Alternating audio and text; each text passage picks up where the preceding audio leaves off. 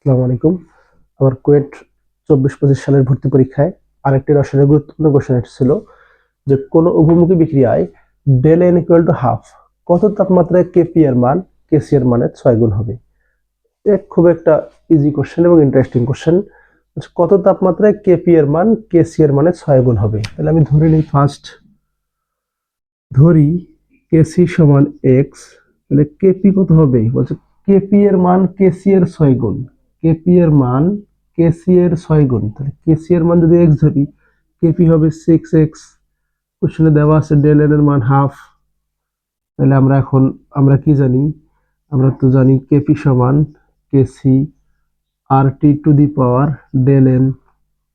KP এর মান 6x, KC এর মান x, R to the power del n, T to the power del n বসাইলাম, x x কাইট 6 by R to the power del n equal T to the power del n, বা 6 R এর মান হচ্ছে 0.0821 to the power half equal T to the power half. এবার calculator চাপ দিয়ে এটা 6 ভাগ 0.0821 to the power half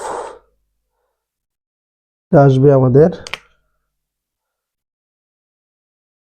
20.94 equal T to the power half.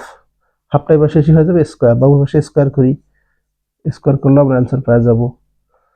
তাহলে পাবো আমরা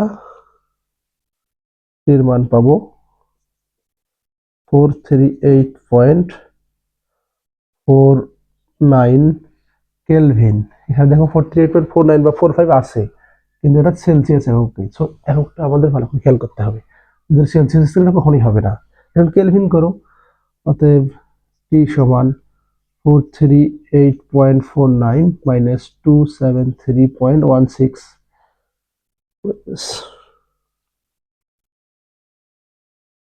165.45 ডিগ্রি সেলসিয়াস।